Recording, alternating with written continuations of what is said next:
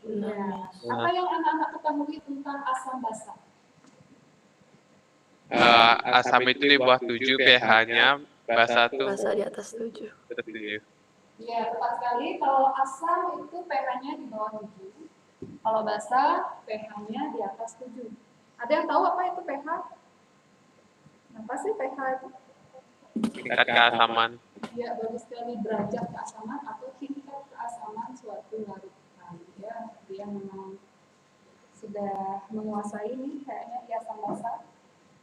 Jadi kalau pH itu singkatannya power hidrogen. Jadi yang biasanya menjadi patokan dari suatu tingkat keasaman adalah jumlah H plusnya. Makanya pH itu power of hydrogen ya. Kekuatan dari ion H plus yang dihasilkan. Jadi semakin banyak ion H plusnya, semakin kuat sifat asamnya.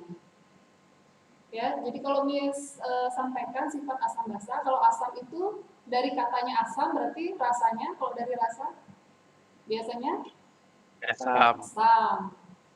Ya, contohnya pada buah-buahan banyak kita peroleh kalau buah-buahan yang rasanya asam berarti dia memiliki pH di bawah 7 seperti itu. Kemudian asam ini bersifat korosif. Apa itu korosif? Merusak Kayak kalau logam. kulit itu kalau terkena kulit tuh bisa rusak kulitnya. Ya, bisa merusak kulit ya, mengiritasi. Terus apa lagi? pH-nya di bawah 7. Kertas lakmus, tahu nggak kertas lakmus anak-anak?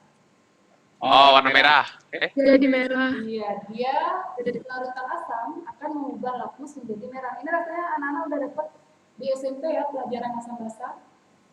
Udah. Iya, kalau basa, rasanya ada yang tahu nggak basa itu rasanya apa? Nggak tahu, Miss, saya nggak pernah makan sabut. Iya, rasa itu rasa dari larutan basa itu adalah rasanya pahit. Ya, kalau kalian nggak sengaja makan sabun, kalau mandi nggak sengaja mau ngecat busa sabun itu rasanya pahit sebenarnya. Kemudian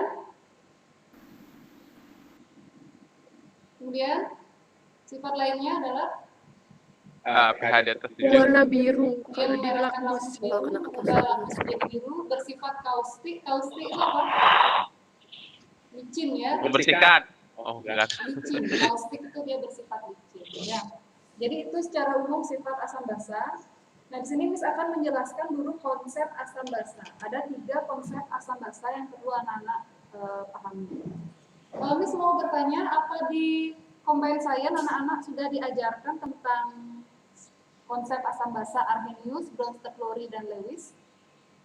Belum. Sudah masuk asam basa nggak di Combined Science? Belum, Miss. Belum. Ya sebenarnya Miss bagi materi maunya sama Miss siapa namanya, Miss Christine gitu ya. Kristen waktunya dikit, susah aja. Oh gitu. Soalnya kan karena maunya Miss perhitungannya gitu, terus Miss Christine yang teorinya gitu. Jadi Miss sampaikan aja secara umumnya.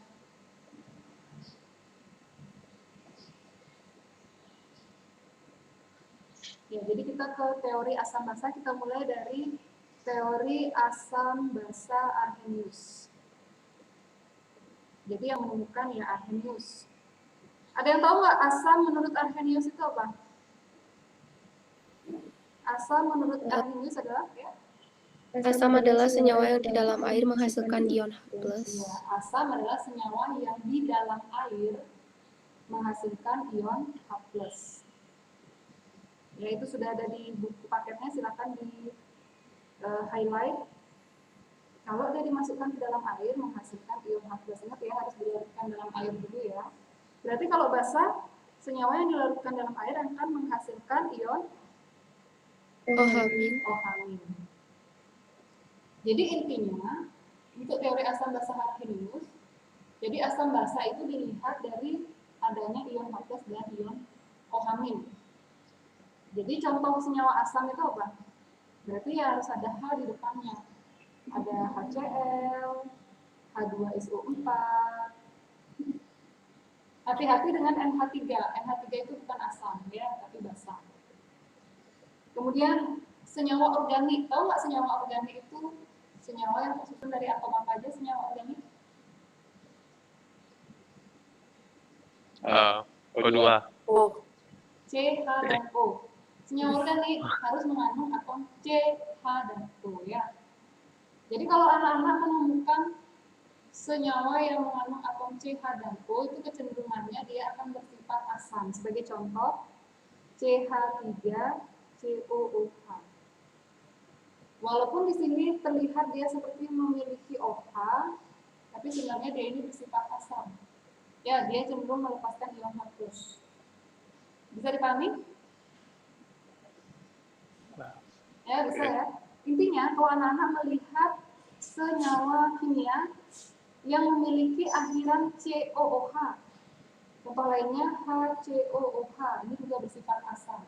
Intinya, ini adalah gugus fungsi namanya COOH, kita akan lebih pelajari nanti di kelas 3. Jadi senyawa yang ada COOH-nya ini bersifat asam. Ya, jadi yang anak-anak perhatikan kalau ada atom H di depannya atau ada COOH di belakangnya, itu kuncinya senyawa tersebut bersifat asam. Bisa dipahami? Itu contoh untuk senyawa asam. Untuk senyawa basa berarti harus mengandung OH kecuali NH3. NH3 itu bersifat basa. NH3 itu adalah wujud untuk gasnya. Kalau misalnya NH3 kita larutkan dalam air, maka bentuknya adalah NH4OH. Jadi perlu anak-anak pahami bahwa NH3 dan NH4OH ini sama. NH3 adalah bentuk gasnya, NH4OH dalam bentuk larutannya. Bisa dipahami? Kalau NH3 namanya amonia, kalau NH4OH namanya amonium. Saya. Kemudian contoh lain dari senyawa basa itu ada NaOH, KOH, AlOH 3 kali. Gitu. Masih ingat kan mengionisasi anak-anak? Ionisasi masih ingat? Misalnya HCl. Kalau HCl terionisasi menjadi apa? H+, dan Cl-. Kalau H2SO4 terionisasi jadi apa? 2H+ sama SO4 2-. Ya, bagus. Paham ya? Mengionisasikan bisa anggap sudah bisa ya. Ya. Begitu pula yang basa. Kalau NaOH berarti terionisasi menjadi apa? Na+, OH-. Na plus OH. Berarti kalau AlOH 3 kali, berarti ionisasinya menjadi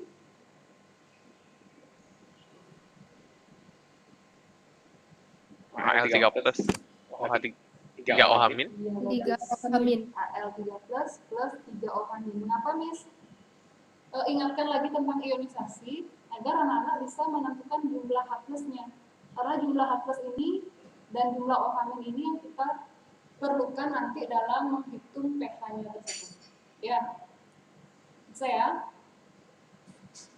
Ada yang ditanyakan untuk teori dari Arrhenius, konsep asam basanya Arrhenius, paham semuanya?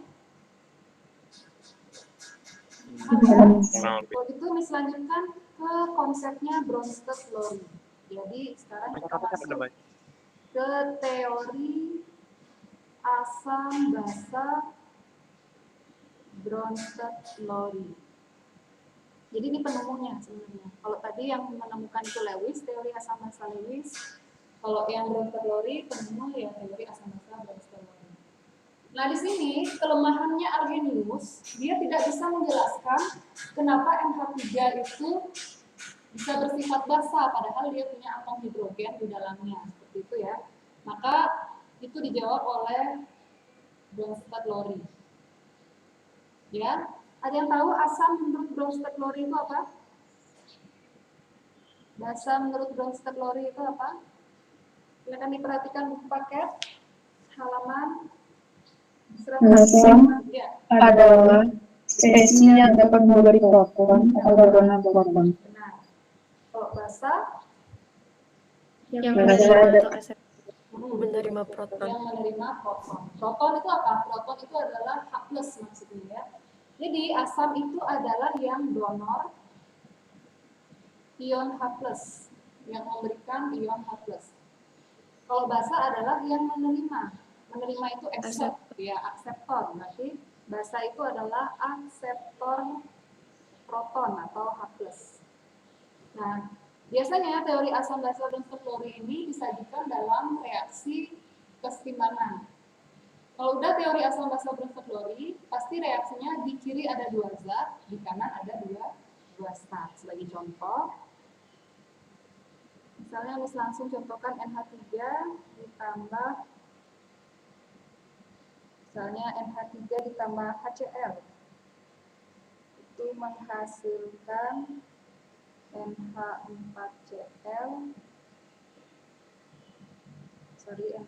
plus Cl. Misalnya diberikan contoh reaksi seperti ini. Ya. Langsung aja Miss kasih cara cepatnya ya. Langkah pertama, pasangkan dulu yang rumus kimianya mirip. NH3 akan dipasangkan dengan siapa rumus kimianya yang paling mirip? NH4 plus. HCl berarti kita pasangkan dengan Elemen. Ciri-ciri dari teori asam Bronsted Lowry ini kan ada donor H+, akseptor H+. Ya kalau Miss jelaskan konsepnya, bahkan nanti dulu konsepnya ya, Miss kasih tahu cara cepatnya aja. Ciri-ciri teori asam Bronsted Lowry, pasangan asam basa konjugasi. Jadi pasangan asam basa konjugasi pasti selisih 1H+. Yang lebih banyak H itu akan bersifat asam, yang lebih sedikit H-nya bersifat basa. Antara NH3 dengan NH4+, siapa yang lebih sedikit H-nya? Yang lebih sedikit itu benar. NH3, berarti NH3 ini basa. NH3. Berarti NH4+ ini adalah bersifat Asam. asam. Nah, jadi Asam. yang ada di kanan tanda panah itu disebut dengan tambahan konjugasi. Konjugasi ini artinya menyatakan pasangannya. Jadi pasangannya NH3 sebagai basa itu adalah NH4+ sebagai asam konjugasi. Bisa dipahami? Berarti antara HCl dengan Cl- siapa yang bersifat asam? HCl. HCl-nya yang bersifat asam, HCl. Cl-nya bersifat Basa. Ini disebut basa konjugasi. Ini perlu jelaskan konsepnya, Nana. Untuk cara cepatnya paham ya? Cara cepatnya paham? Perlu contoh soal lagi? Belum, Miss. Perlu ya, misalnya H2O ditambah HCl menghasilkan H3O plus Cl. Berarti pasangannya kemana ini?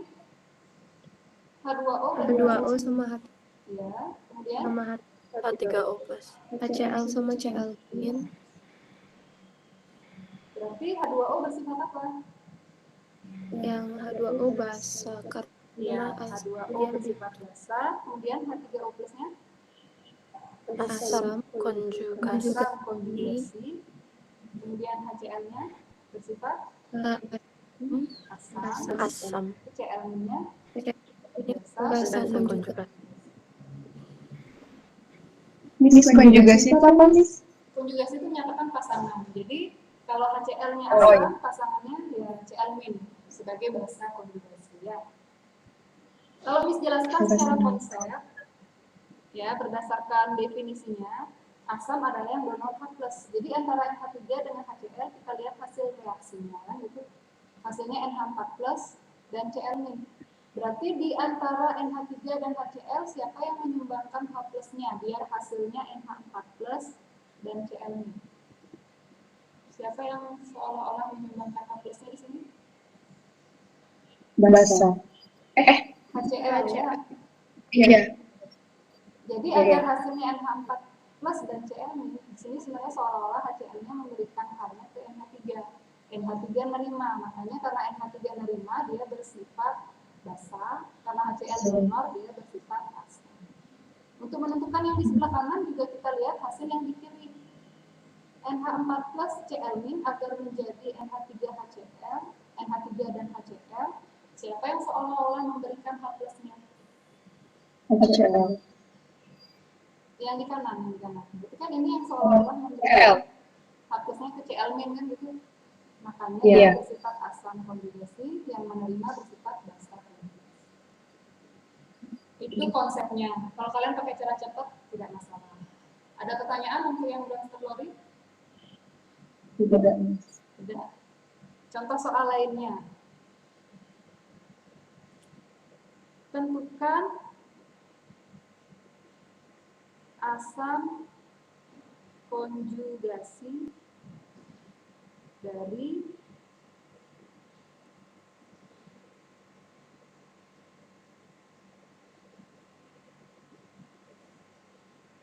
yang pertama, tentukan asam konjugasi dari CO32-. Dan yang kedua, dari HSO4-. Kalau ada soal seperti ini, pertanyaannya apa? Pertanyaannya adalah asam konjugasi. Asam konjugasi. Asam konjugasinya apa? Berarti ini yang ditanyain. Berarti kalau yang ditanya asam konjugasi, berarti CO32-nya bersifat basa. Ingat ya, pasangan asam ya basa. Tadi selisih berapa H plus? Pasangan asam basa konjugasi selisih berapa H plus? 1. 1 H plus. Kalau basanya CO32-, biar jadi asam konjugasi kita tambahin 1 H plus. Sehingga hasilnya menjadi HCO3. HCO3 karena muatannya min 2 plus 1 1 min. ya min. Berarti jawabannya adalah HCO3 min. Sekali lagi, asam konjugasi dari HSO4 min. Ditanya asam konjugasi dari HSO4 min. Berarti HSO4 min bersifat H2SO4. kan bersifat basa. Ya benar jawabannya. Kita tambah 1 H plus biar dia kita dapatkan asam konjugasinya sehingga jadinya hanya berapa H2SO4. Muatannya min 1 plus 1 habis. Makanya dia netral. Bisa dipahami? Bisa ya? Contoh lain lagi, sekali lagi. Tentukan basa konjugasi dari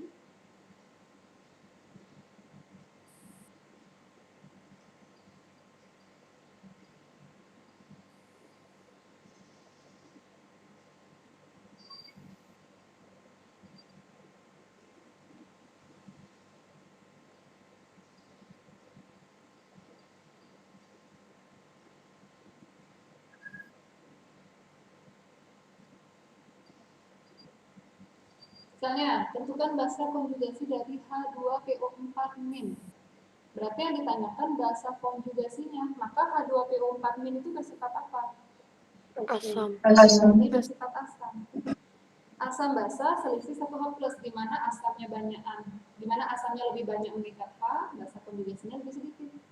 Berarti kalau ditanya basa konjugasi, kita harus mengurangi H plusnya. Kita kurangi H plusnya. Kalau kita kurangi H plusnya menjadi HPO4 HPO4, muatannya berapa? Min 1 ditambah min 1, min 2. min 2. Ya, kan min, ini kan 1 nilainya, min 1 artinya kan, berarti ya HPO4 2 min atau min 2. Kalau HNO3, berarti basa konjugasinya kita kurangi 1 NO3 min. NO3 tidak bermuatan, jadi bermuatan min 1. Paham anak-anak? Paham ya? Itulah teori dari Bronsted-Lowry. Teori terakhir, ini yang mungkin kalian bisa stres ya. Ya, semoga aja enggak sih. Kita ke teori Lewis ya. Yang terakhir di halaman 174. Teori Lewis ini kebalikan definisi dari teori Bronsted-Lowry. Jadi seperti itu. Teori asam basa Lewis.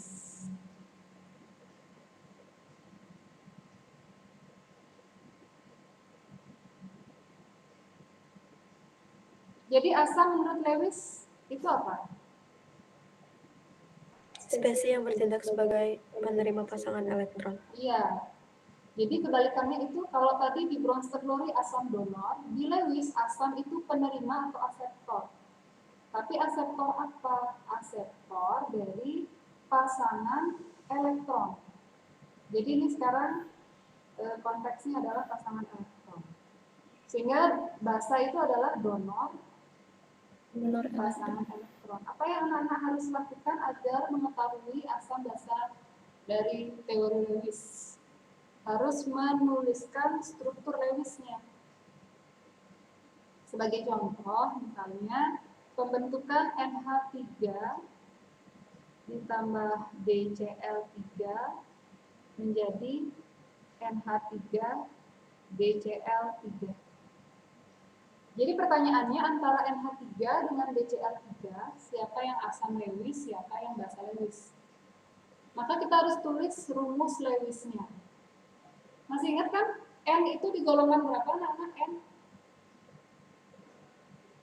1 A. Na baru 1A. Ya. N itu di golongan Oh, berapa? Na ya. Jadi kalau N golongan 5A, elektron valensinya nanti 5. H itu golongan 1A, elektron valensinya 1. Biar duplet perlu berapa elektron dari N? 5. Perlu lagi 1. 3. Ya, masing-masing N ngasih elektronnya ke H. Berarti sisa 2 elektron dari N yang belum terpakai. B itu golongan 3, berarti elektron valensinya nanti 3. Kemudian mengikat Cl sebanyak 3. Cl itu golongan 7A, elektron valensinya 7. Berarti biar oktet dia minta 1 elektron ke B. Astaga, yang ini lagi. Ya, tapi Miss tidak terlalu mendalami anak-anak, mengarahkan anak-anak untuk mendalami ini. Yang penting anak-anak tahu konsepnya aja. Agar menghasilkan NH3BCl3, siapa yang seolah-olah mendonorkan pasangan elektronnya? Siapa yang kelebihan elektron gitu dulu? N. N, maka N ini pasti akan donor pasangan elektronnya ke D. Sehingga dari konsep, siapa yang asam, siapa yang basa.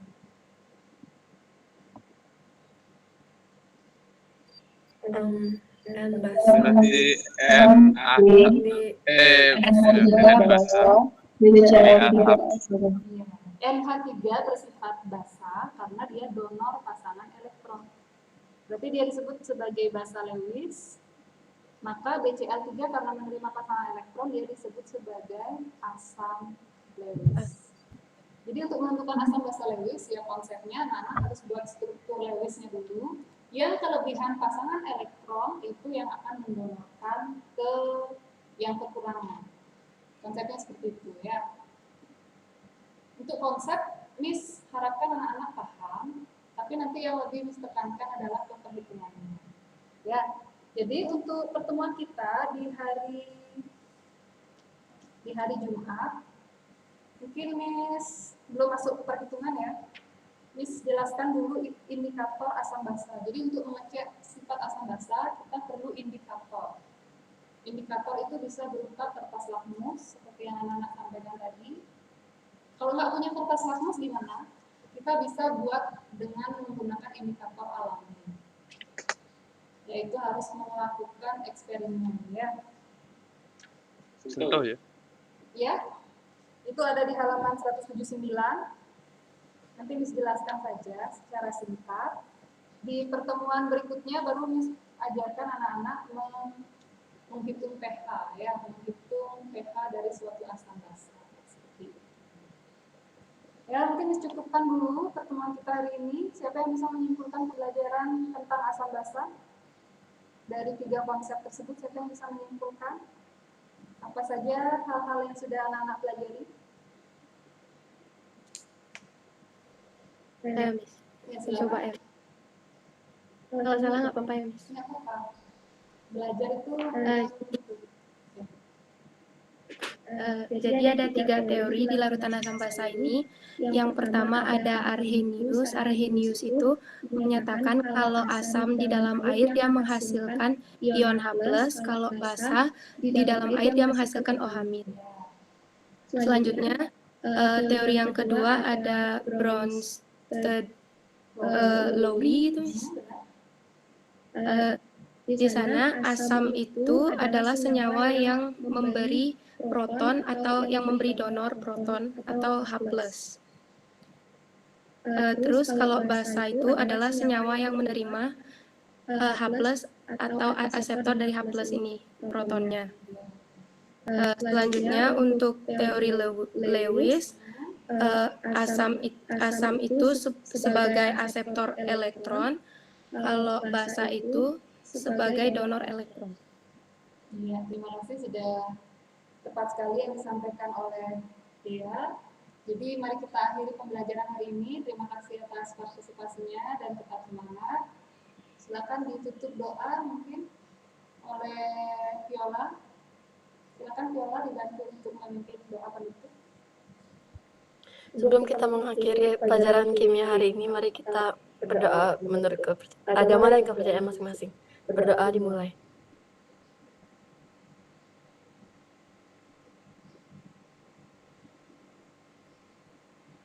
Doa selesai. Terima kasih Viola. Mari diakhiri ketua kelasnya, silakan di grupnya. Good night. Bye. Thank you. Miss. Terima kasih, Miss.